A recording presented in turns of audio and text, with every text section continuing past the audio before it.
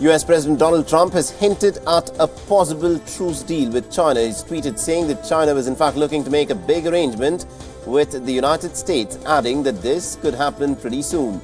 Now, Trump's tweets have come hours after China made an announcement on tariffs, and China has said that it will suspend extra tariffs added to US manufactured cars and auto parts. It will do this for about 3 months starting from the 1st of January. And this move by China is a part of an agreement reached by the United States and China at the G20 summit.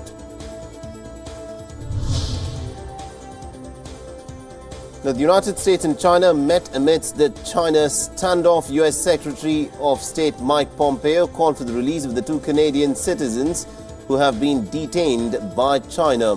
Now, he said that unlawful detention was unacceptable. The arrests came after Huawei's CFO Meng Wanzhou had been arrested in Canada on the request of the United States for extradition.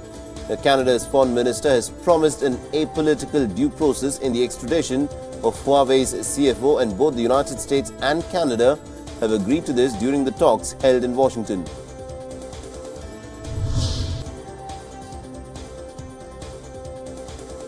European Union leaders have agreed on reform measures, including a budget for the Eurozone.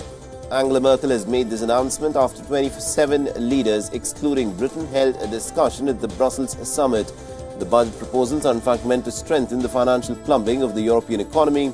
The new budget scheme has no hard figure attached to it. It will be linked to the 7-year overall EU budget, and the features of the budgetary instrument will be agreed in June 2019.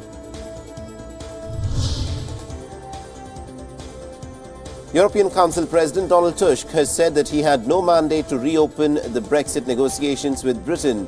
Meanwhile, the head of the bloc's executive, Jean-Claude Juncker, has said that EU stood ready to start the discussions on the future relationship. The discussion will start as soon as the text was ratified. Donald Tusk and Juncker were speaking at a conference after 2 days of talks at an EU summit. The talks had in fact been dominated by the issue of Brexit. British Prime Minister Theresa May has rejected European Union's criticism of the nebulous demands from a divided British political system. She's asked the European leaders for political and legal assurances, this in order to help her win Parliament's support for the deal. Now, Theresa May has described the summit's conclusions as having legal status. The EU leaders have said that it was up to May to solve her problems.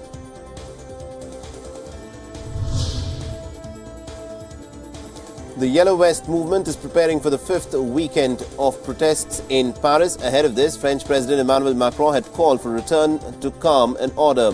Macron had also encouraged protesters to join local debates with mayors. He said that the debates could in fact be organized by the government for the protesters to air about their grievances and propose solutions. The protests will resume at a time when France is recovering from an attack in Strasbourg.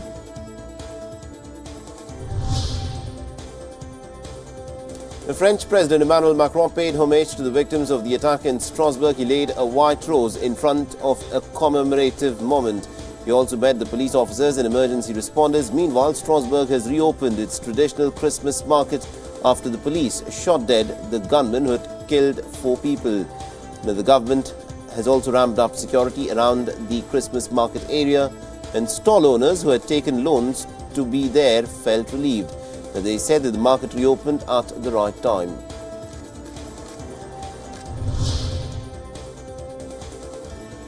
United Nations Yemen envoy Martin Griffiths has urged the Security Council for a robust monitoring regime in Yemen's Hodeidah port.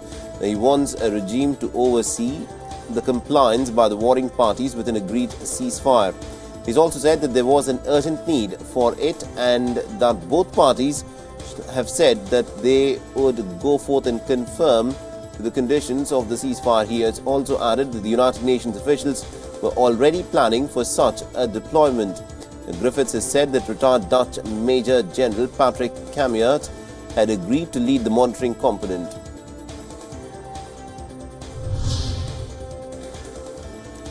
The Houthi delegation returned to Sana'a after the Yemen peace talks. The United Nations-sponsored talks concluded on Thursday. After the delegation's arrival, Houthi Interior Minister has said that the talks had taken correct steps towards peace. The Saudi-backed Yemen government and Iran-aligned Houthis have agreed to cease fighting in Hodeidah. The talks were a breakthrough for the United Nations-led effort to end the 5-year-long war.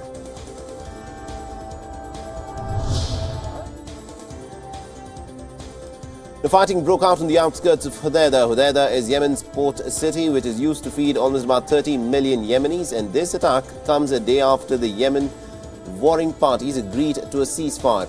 The residents claim that they heard the sound of missiles and automatic gunfire in the direction of the eastern 7th July suburb.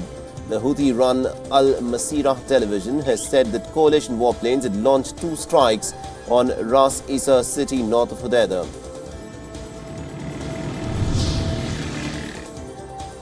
The United Nations climate talks in Poland have been extended as member countries are demanding action after 2 weeks of intense haggling. Now, the talks in Poland were supposed to end on Friday. A draft text presented by host Poland has exposed several sources of disagreement amongst 200 member nations at the climate talks. The cutting emissions proved to be the main sticking point at the COP24, and the sticking points still remain over half countries should report on and also account for their greenhouse gas emissions. The IPCC report, when it should be read. Que acreditamos, fighting for what we believe, que morremos na luta. Chile has in fact been selected to host the next United Nations Climate Conference in 2019, and this announcement was made at the current talks in Poland. Brazil was initially slated to host the talks next year, and President-elect Jair Bolsonaro had pushed the Brazilian government to withdraw its offer. Post Brazil's withdrawal, Chile and Costa Rica were the forerunners. Now, Costa Rica then withdrew because of the costs involved. However, Costa Rica has offered to help Chile organize the conference.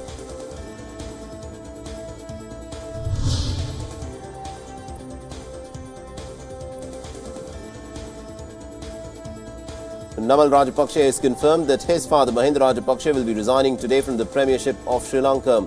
He has tweeted that his father was doing this to ensure the stability of the nation, and he also said that Mahinda Rajapaksa will be addressing the nation today. And hours after this tweet, the UNP has taken to Twitter to confirm that Ranil Wickremesinghe will be sworn in as the Prime Minister on Sunday.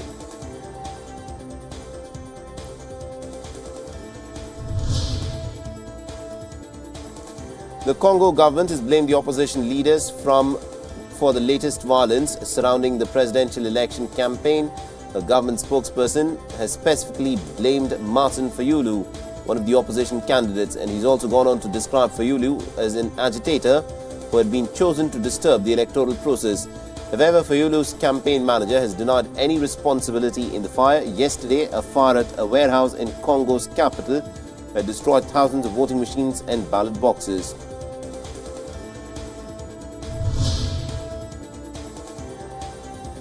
As many as about 250 Iraqis protested in Iraq's southern city of Basra. They were protesting against corruption and they demanded jobs and better public services.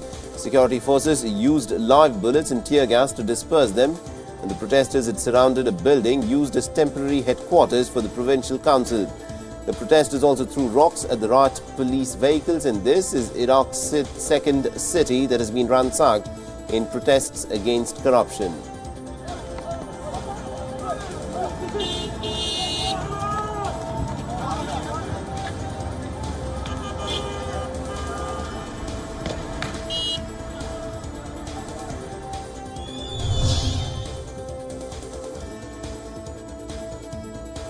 A tribute was paid to the American student who was stabbed to death near Erasmus University in Rotterdam. The Dutch police have confirmed that the victim was a 21-year-old by name Sarah Pappenheim.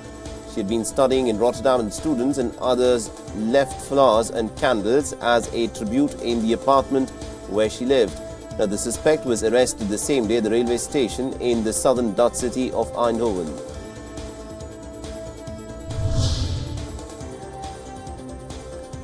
The German parliament has approved a third gender option on official documents. This is an option for intersex people who do not identify either as male or female.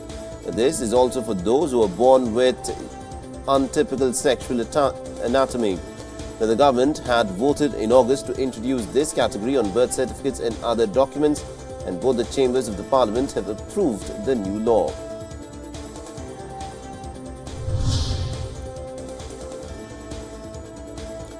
Brazil has launched the first of the 5 attack submarines built with French technology. Now, this is a part of a 35 billion real program planned to end in 2029.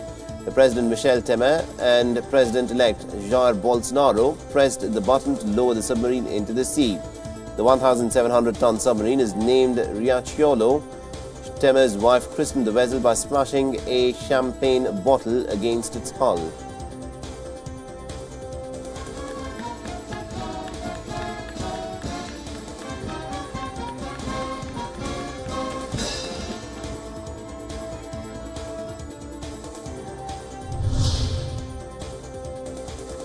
The CCTV footage has emerged of the train crash in Turkey's capital, Ankara. The crash killed 9 people and injured more than 80 others.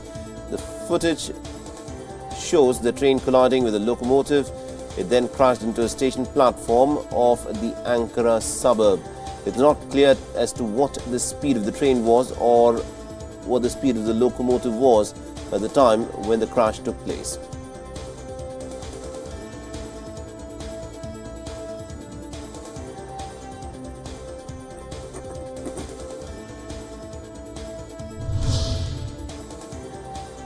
Venezuela's last anti-Maduro newspaper printed its final edition. The El Nacional has been heavily critical of the running Socialist Party and the President Nicolas Maduro. It struggled for years under government pressure, and it is now transitioning to a web format. The paper found it difficult to obtain newsprint due to exchange controls that made imports nearly impossible. El Nacional has said that it will resume its print edition when the country returns to democracy.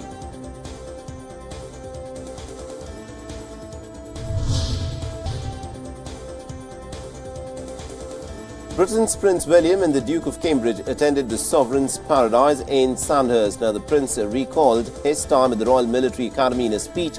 He said that he remembered the deep sense of pride that came from passing out of one of the finest military academies in the world. He also presented awards including the Sword of Honour, the Overseas Sword and the Queen's Medal.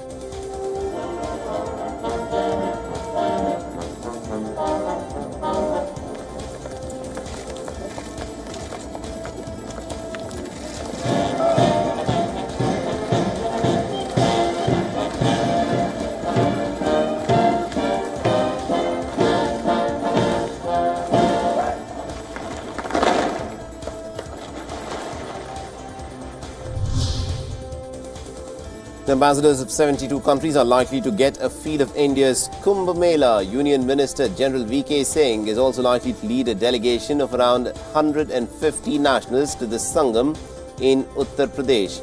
Now, the Sangam is the meeting point of the 3 holy rivers, the Ganga, the Yamuna and the Saraswati. Now, the high-profile visit will get security cover of National Security Guard as well as UP Police Special Task Force.